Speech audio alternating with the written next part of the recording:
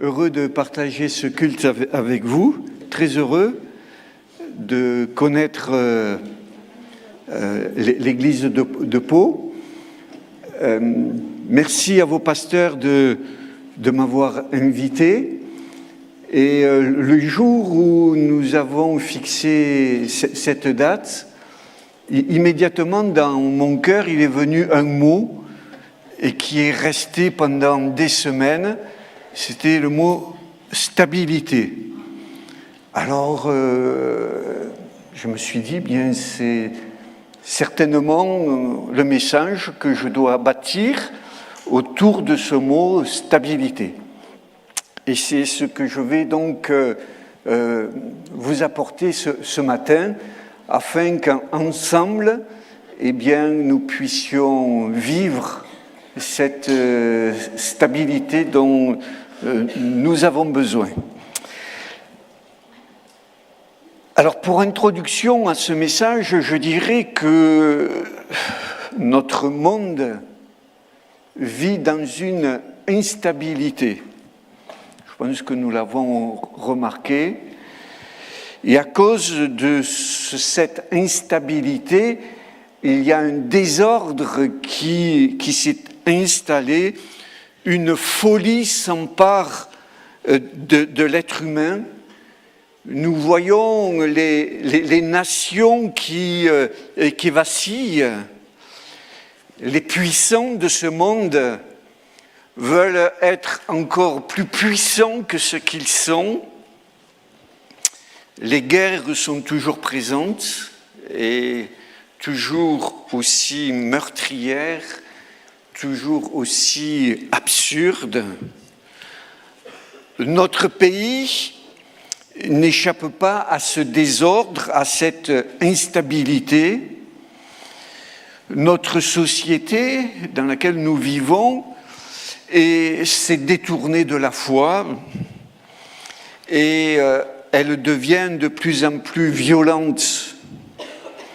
Le gouvernement actuel est un colosse aux pieds d'argile et le socle qui constitue une nation, une société qui est la famille, c'est un socle important, la famille, eh bien, ce socle est menacé, on peut dire même détruit.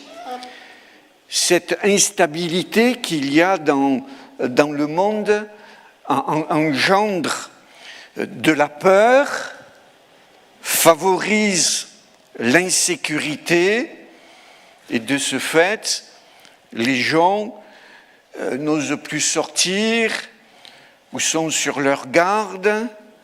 Il y a un repli sur soi. Bon, ça c'est une constatation, une réflexion par rapport à ce monde, à notre pays. Mais Dieu merci, nous avons la foi. Dieu merci, nous avons la foi et nous avons une espérance. Et je pense que nous, petites gens, eh bien, nous sommes des porteurs d'espérance pour ce monde qui est sans espérance. Et Dieu merci pour ce qu'il a déposé dans nos vies. Nous connaissons la parole de Jésus lorsqu'il s'adresse à nous, où il nous dit « Vous êtes dans le monde, mais vous n'êtes plus ou vous n'êtes pas du monde ». Jésus veut dire par là donc que nous n'appartenons pas à ce monde, c'est-à-dire à sa mentalité. Nous n'avons pas la mentalité du monde. Nous n'avons plus sa folie. Je dis nous n'avons plus parce qu'avant, nous étions dans le monde avec sa mentalité et nous avions la folie de ce monde. Mais Dieu ou Christ nous a retirés de ce monde Et nous vivons aujourd'hui cette foi que nous venons de chanter avec cette espérance, et nous avons vécu et nous voulons revivre le feu du Saint-Esprit, que ce matin, vraiment, le feu de l'Esprit Saint puisse embraser nos cœurs. Oui, nous t'attendons, et Seigneur, quelque part, je voudrais que par un cœur bien disposé ce matin, eh bien, cette attente se réalise maintenant. Maintenant, Seigneur, agis dans mon cœur, dans ma vie. Et puisque nous n'appartenons plus au principe de ce monde, eh bien, le monde doit trouver en nous ce qu'il ne possède plus. Il ne possède plus donc la stabilité. Un chrétien stable, c'est un chrétien qui rassure par sa vie. Il est rassurant, ce chrétien. Sa vie est stable. Sa foi est stable. Et parce qu'il est, parce qu'il vit, il nous transmet, il me transmet un équilibre. Il est équilibré. Il n'est pas emporté à tout vent de doctrine. Il n'est pas emporté à tout vent de mentalité.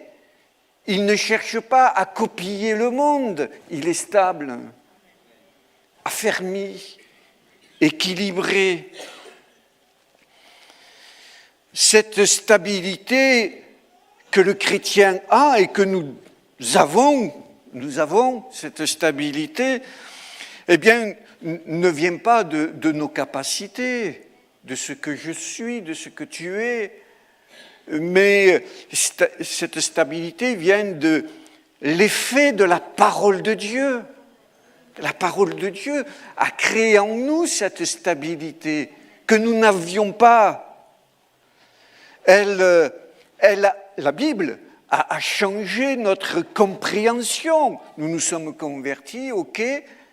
Nous avons donné notre cœur à Christ, ok, mais en méditant la parole de Dieu, en la lisant, eh bien, elle a transformé notre compréhension, notre intelligence, elle a transformé le regard sur l'être humain et sur nous-mêmes également.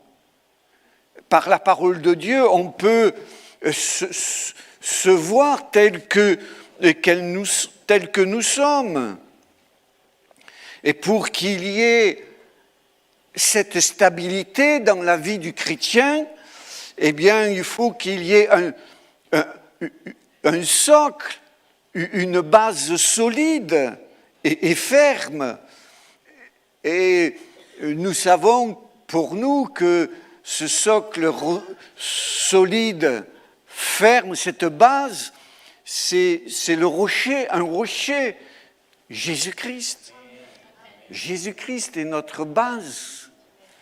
C'est sur lui que nous pouvons construire. Et je vous invite à lire dans Matthieu 7, au verset 21, un passage que vous connaissez bien, que nous connaissons bien, Matthieu 7, 21.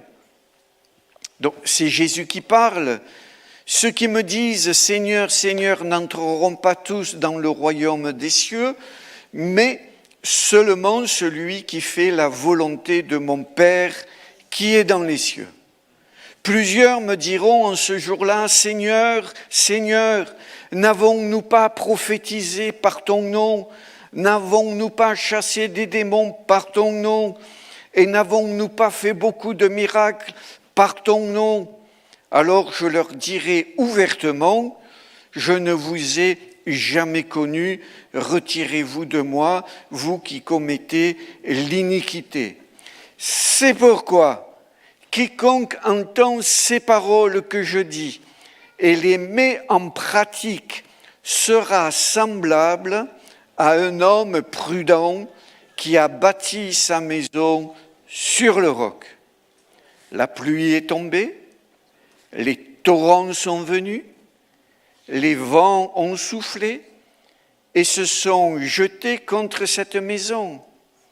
Elle n'est point tombée parce qu'elle était fondée sur le roc. Mais quiconque entend ces paroles que je dis et ne les met pas en pratique sera semblable à un homme insensé qui a bâti sa maison sur le sable. La pluie est tombée, les torrents sont venus, les vents ont soufflé et ont battu cette maison. Elle est tombée et sa ruine a été grande. Amen. Voilà donc deux constructeurs qui construisent leur maison et chacun choisit sa manière pour construire, pour bâtir sa maison. J'aimerais m'arrêter sur celui qui entend et qui met en pratique la parole de Dieu et qui construit sa maison sur le roc. Et là, dans ce verset 24, c'est pourquoi quiconque entend ces paroles et les met en pratique, je vois là, dans ce verset, il y a trois piliers qui vont nous permettre de construire notre maison sur une stabilité. Trois piliers qui vont apporter la stabilité à la maison. Le premier pilier, c'est celui qui entend. Entendre ce que Christ dit. Écouter, entendre, on écoute. Entendre, c'est savoir être, c'est-à-dire être doté de la faculté d'entendre. Malheureusement, il y a des personnes qui ne peuvent pas entendre parce que physiquement, elles sont sourdes. Mais entendre, nous sommes dotés de cette capacité, de cette faculté pour pouvoir apporter à notre vie cette stabilité importante. Spirituellement, celui qui est sourd, il est sourd parce que ses pensées parasitent ce qu'il entend. Ses pensées paraissent spirituelles, mais à la fin, elles rendent compliqué ce qui est simple. Il est tellement spirituel qu'il rend compliqué ce qui est simple. Et ce qu'il a entendu, il le transforme. Il est sourd à la voix du Saint-Esprit. Nous avons chanté, et je le chantais avec vous, et nous attendons ton feu, et bien que le feu puisse, du Saint-Esprit, que le Saint-Esprit puisse nous faire entendre ce qu'il a à nous dire. Car entendre les paroles de Christ, cela nous permet de réfléchir. Parce que si j'entends, mais que cela ne me porte pas à réfléchir, ce que j'entends ne me sert à rien. Il faut que cela provoque en moi une réflexion, avec un désir, bien évidemment, de comprendre le sens de ce que j'entends. Qu'est-ce que j'entends ? Comment je comprends ? Et ce que j'entends, est-ce que ça me fait comprendre le sens de la vie ? Le sens de la vie tout court, de ma vie, de ta vie.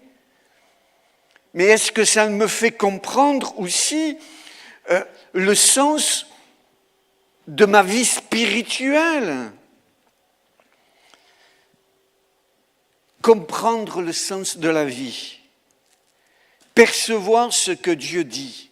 Il y a un verset il y a des versets, mais un verset qui m'interpelle comme d'autres, mais enfin pour ce message, il se trouve dans Proverbes chapitre 1 et verset 5. Proverbes chapitre 1, verset 1er à 5. Donc il nous est dit Proverbe de Salomon, Proverbe 1, fils de David, roi d'Israël, pour connaître la sagesse et l'instruction, pour comprendre les paroles de l'intelligence, pour recevoir des leçons de bon sens, de justice, d'équité et de droiture, pour donner au simple du discernement, au jeune homme de la connaissance et de la réflexion. Conclusion, verset 5, que le sage écoute et il augmentera son savoir, et celui qui est intelligent acquérera de l'habileté. Pour connaître, pour comprendre, pour recevoir, pour donner, il faut prendre le temps d'écouter. Écouter. Aujourd'hui, on entend beaucoup de choses, on écoute beaucoup de choses, mais prenons le temps aussi d'écouter ce que Dieu nous dit, et cela nous apportera, cela m'apportera, cela t'apportera, eh bien, le bon sens tant désiré. Tout commence par entendre, tout commence par écouter.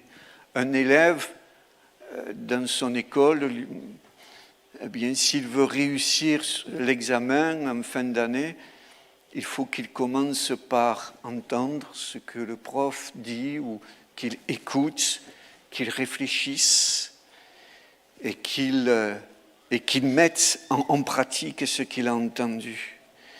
Et ça, c'est non seulement l'école de la vie, mais c'est aussi l'école de Dieu. Si on ne possède pas ce pilier de pouvoir écouter Dieu, mais écouter aussi son frère, écouter sa sœur, entendre ce qu'il a à nous dire, alors comment pourrais-je connaître, comment pourrais-je comprendre, comment pourrais-je recevoir et comment pourrais-je donner quelque chose?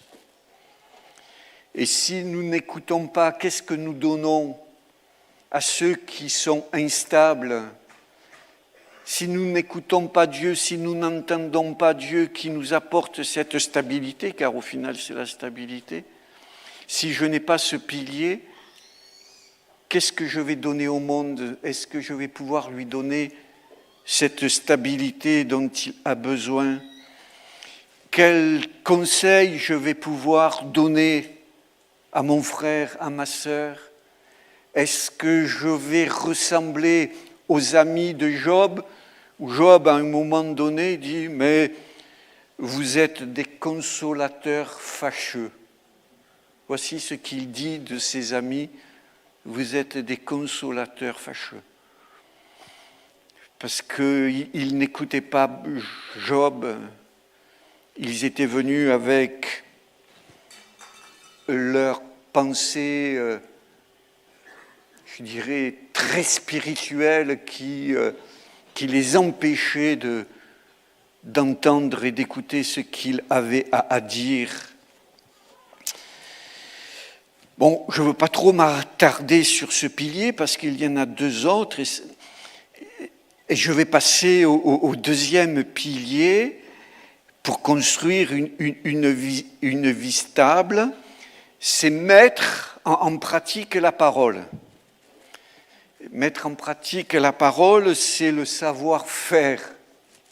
C'est le savoir-faire pour être l'auteur de quelque chose. Le savoir-faire, c'est que je deviens l'auteur de quelque chose. Je mets en pratique et j'ose dire, je crée quelque chose. Je donne une impulsion. Et ce que je mets en pratique, bien évidemment, c'est la parole de Dieu, c'est la Bible. Et en mettant en pratique ce savoir-faire, eh bien, à notre tour, nous pouvons reproduire, nous pouvons produire les fruits que Jésus portait. Mettez en pratique la parole, c'est porter les fruits que Jésus portait. Être semblable à Jésus.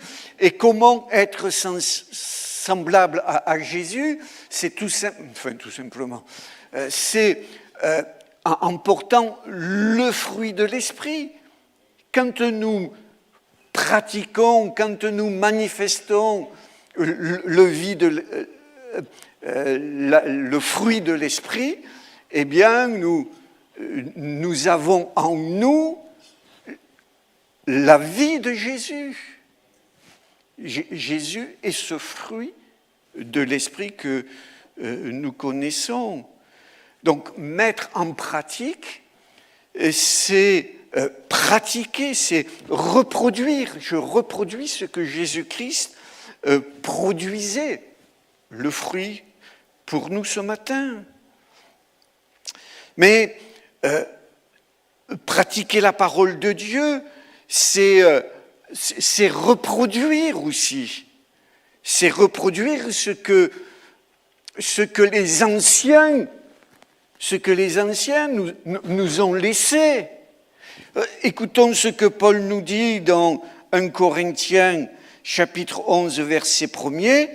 Paul nous dit « Soyez mes imitateurs comme je le suis moi-même de Christ ».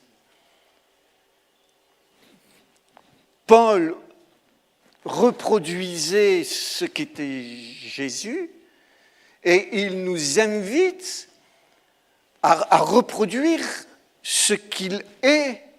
Soyez mes imitateurs. Voici un exemple que nous devons pratiquer. Mettez en pratique ma parole.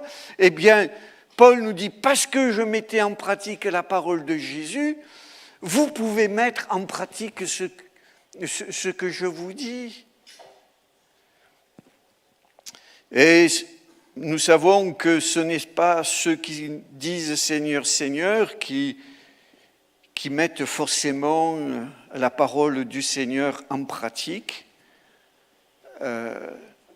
Donc, nous devons avoir un cœur ouvert et ce que j'entends, ce que je comprends, m'amène à dire, mais tu ne peux pas rester toute ta vie à ne rien faire. Nous connaissons la définition du disciple. Le disciple, c'est un apprenti qui reçoit à l'école l'information comment il faut travailler, dans la plomberie, comment souder un tuyau, si ça se soude encore, Et puis, quand il est sur le chantier, il prend les instruments, les tais et autres pour souder. Ce qu'il a reçu à l'école, il le met en pratique sur le chantier. Eh bien, nous devons aussi, nous, mettre en pratique ce que nous avons entendu. Et Paul est un bon exemple. Il y a d'autres pensées qui me viennent d'exemples, mais je ne veux pas trop m'arrêter dessus. Je dirais que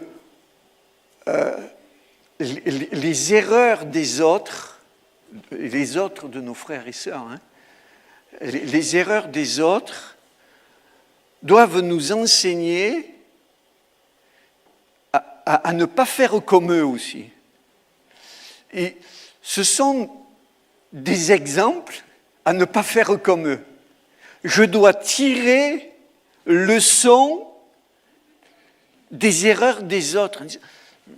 Je pense que moi ça fait longtemps, j'ai vu des comportements qui m'ont même blessé, ça m'a blessé, et je me suis dit, bien, voilà une chose qu'il ne faudra pas faire. Ça, c'est une chose, et ça nous enseigne aussi, les erreurs des autres, à ne pas reproduire. Nous devons être ouverts à tout enseignement et à ne pas se laisser, comment je pourrais dire, tromper quand c'est flagrant, c'est une erreur. Cela m'enseigne. Le troisième pilier qui va donner à notre construction un socle stable, et qui se trouve donc dans ce verset 24, c'est être prudent. Être prudent. Et alors, on pourrait dire la prudence, c'est la peur. Mais, oui, bien sûr, la prudence, c'est la peur, d'accord. Mais la prudence, non, c'est la réflexion. Je réfléchis. Avant de bâtir une tour, je suis prudent. Est-ce que j'ai assez d'argent? Est-ce que j'ai assez de matériaux pour construire ma tour? On est prudent.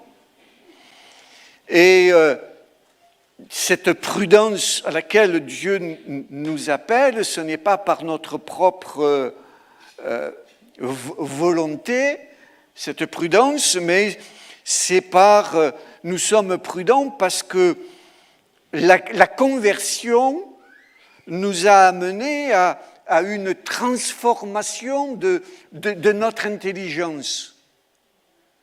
Avant, on pouvait être des rentre-dedans, sans trop réfléchir, justement. Mais maintenant, par ma conversion et par l'action du Saint-Esprit, il a renouvelé mon intelligence et je dois me montrer prudent. Et c'est ainsi que, eh bien, nous voyons qu'une personne prudente, c'est une personne prévoyante. Elle voit le présent, ce qu'il faut faire, mais elle voit aussi l'avenir, une réflexion pour construire, en ce qui nous concerne la maison, en ce qui nous concerne notre vie spirituelle. Dans notre texte, la personne prudente, eh bien, réfléchit, met en action son intelligence pour choisir sa fondation. Et elle va choisir le rocher, une base solide. Un chrétien prudent est un chrétien qui apprend aussi à tout âge. À tout âge, on apprend. Alors, âge au niveau conversion, âge, je dirais naturel, mais âge de conversion, on apprend en tout temps. Qu'on soit converti depuis un mois ou converti depuis 30, 40 ans, on doit toujours apprendre à renouveler notre intelligence pour manifester cette sagesse qui va nous donner cette prudence avant d'agir. Le chrétien permet au Saint-Esprit d'être constamment renouvelé, être transformé par le renouvellement de notre intelligence, pas seulement une fois, mais plusieurs fois dans ma vie que je sois renouvelé. On n'est jamais assez sensible à ce que le Saint-Esprit nous montre.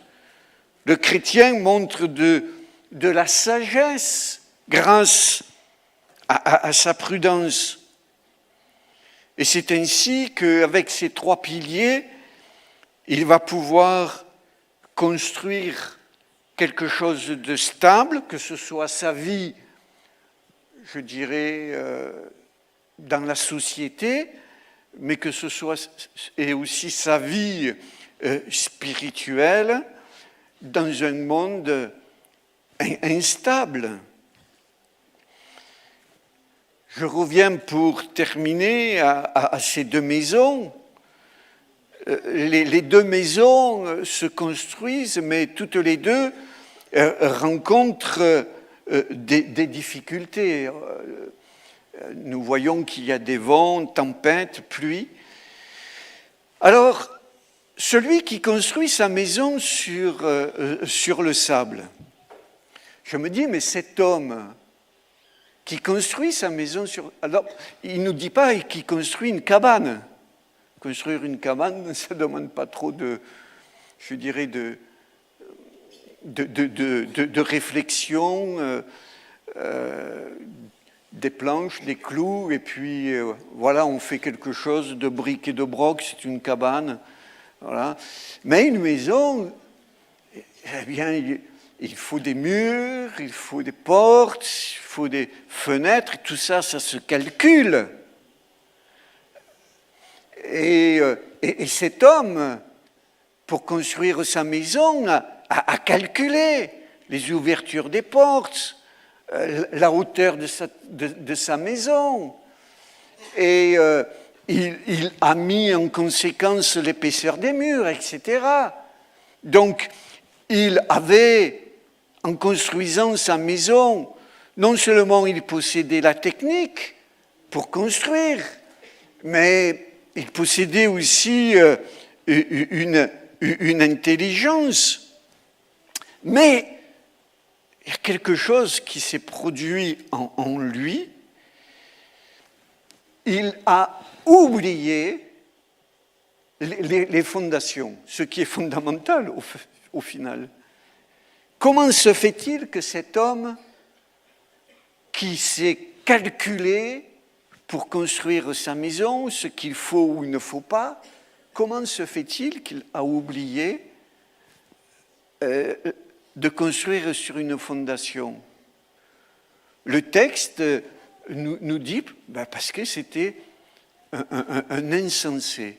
À un moment donné, il a été insensé. Et dans le livre des Proverbes, je reviens, il nous est dit au verset 3, pour recevoir des leçons de bon sens,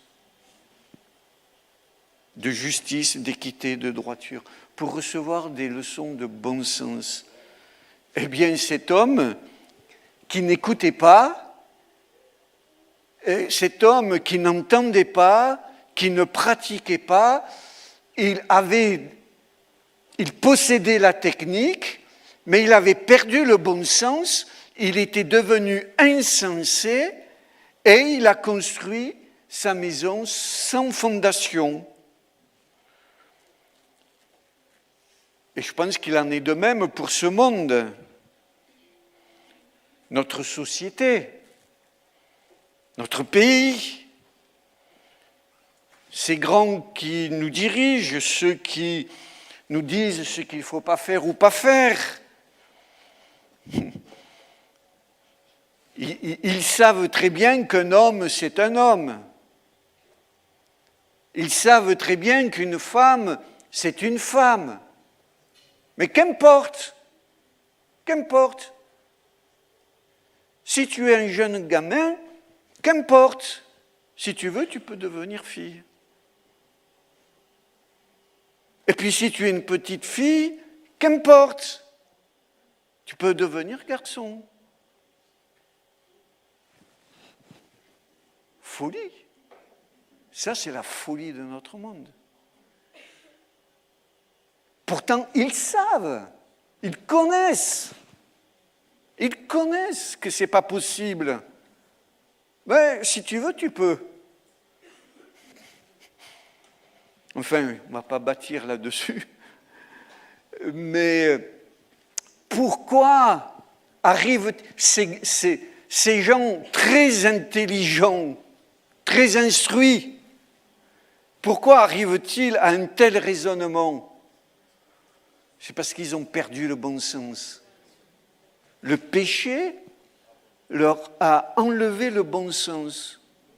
Parce que notre société ne veut pas entendre ce que la parole de Dieu dit. Ils ne veulent pas entendre. Alors, ils partent dans des délires qui nous imposent. Le monde, notre société, sans parler du monde, supprime toutes les bases solides pour construire une saine société. La famille, il détruit la famille. Et tout comme la maison a été détruite, rien n'a tenu face aux éléments naturels et déchaîné, tout ce que l'homme est en train de construire, tous ces grands, tous ces gens instruits qui nous disent ce qu'il faut faire, même combien de fois on doit laver notre pull au vert. Oui, vous n'avez pas entendu ? Si, ils nous disent combien de fois il faut laver le pull au vert. À croire qu'on n'est même plus capable de savoir combien de fois il faut laver notre pull au vert. Eh bien, tout ça, ça va disparaître. Tout ça, ça va disparaître. Au grand jour où le jour de Christ reviendra.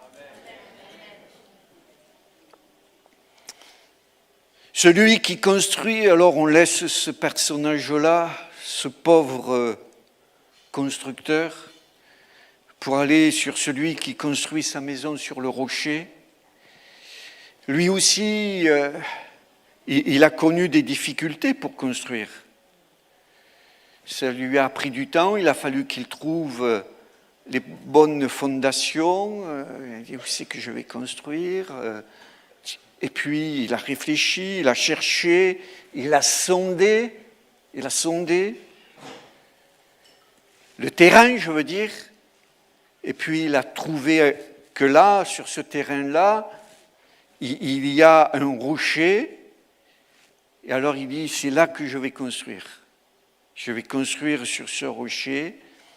Il s'assoit, il réfléchit par rapport à la dimension du rocher. Et par rapport à la dimension du rocher, eh bien, il va construire sa maison afin que la maison ne déborde pas du rocher. Et il y a des chrétiens qui construisent en dehors du rocher. Ils sont tellement persuadés qu'ils ont raison, qu'ils sortent des fondations et ils construisent à l'extérieur de la fondation du rocher. Et puis leur construction, à un moment donné, elle se brise. Mais donc cette maison, nous le savons, qui est bien établie sur le rocher, résistera aux intempéries, les vents, les pluies, les difficultés de la vie. Ce n'est pas parce qu'on est chrétien qu'on va être, que l'on va passer au travers des intempéries. On va les connaître comme les autres, mais on va résister. On va résister. Nous sommes dans le monde, mais nous n'appartenons pas au monde, nous n'avons plus sa mentalité. Nous avons compris que nous ne devons pas utiliser les mêmes méthodes, les mêmes pratiques pour construire notre vie spirituelle, pour construire notre maison spirituelle. Nous avons compris que nous ne devons pas utiliser les mêmes principes que ce monde pour construire. Nous avons, nous, d'autres principes que nous devons garder précieusement et que nous devons utiliser, mettre en pratique ces principes que nous avons. Ils t'apporteront la stabilité, l'équilibre. Les gens seront heureux d'être avec toi, voyant un homme, une femme équilibrés. Ils seront heureux d'être à tes côtés. Est-ce que vous allez chercher un conseil auprès d'un homme, femme déséquilibré? Mais non. Vous allez chercher conseil auprès d'une personne équilibrée. C'est ce que vos frères et sœurs doivent trouver en vous, c'est ce que le monde doit trouver en nous, des gens équilibrés. Nous connaissons ce psaume 127, verset 1er, je le lis. « Si l'Éternel ne bâtit la maison, ceux qui bâtissent travaillent en vain. Si l'Éternel ne garde la ville, ceux qui la gardent, si l'Éternel ne garde la ville, ceux qui la gardent veillent en vain. » Voilà, donc que ce soit l'Éternel qui bâtisse notre maison. Et puis, pour terminer, je vous laisserai la place. Pour terminer, je dirais que la maison, c'est ma vie. C'est ma vie chrétienne. C'est ce que je fais de ma vie, de comment je construis. Mais je pourrais dire aussi que la maison, c'est aussi l'Église. On pourrait parler de la maison, l'Église. La maison représente l'Église. Et la maison, quand nous réfléchissons, elle me parle de sécurité. C'est une sécurité pour ceux qui habitent dans cette maison. On ferme la porte sur les bruits de toute une journée. Je me retrouve dans ma maison, en sécurité. On se sent bien dans sa maison. Pensez à l'Église aussi. Pensez à l'Église. Une sécurité pour ceux qui y habitent. On se sent bien dans la maison qu'est l'Église. La maison rassemble la famille, ses frères et sœurs. Elle reçoit des invités. Elle invite. Et dans cette maison, on prend plaisir à se retrouver. Et enfin, pour terminer, je dirais que la maison est la propriété de celui qui la possède. C'est Jésus-Christ qui est le propriétaire de sa maison. Nous sommes sa maison, sa richesse. C'est la richesse de Christ, nous sommes sa richesse. Elle abrite tous ses biens, elle abrite tous les dons qu'il nous a donnés au travers du Saint-Esprit, alors que ce soit la maison Ma Vie ou que la maison représente l'Église, que le propriétaire de la maison puisse se réjouir des trésors qu'il y a dans cette maison et que le monde puisse voir en chaque chrétien que nous sommes des gens stables, équilibrés, lui qui est tellement déséquilibré. Amen.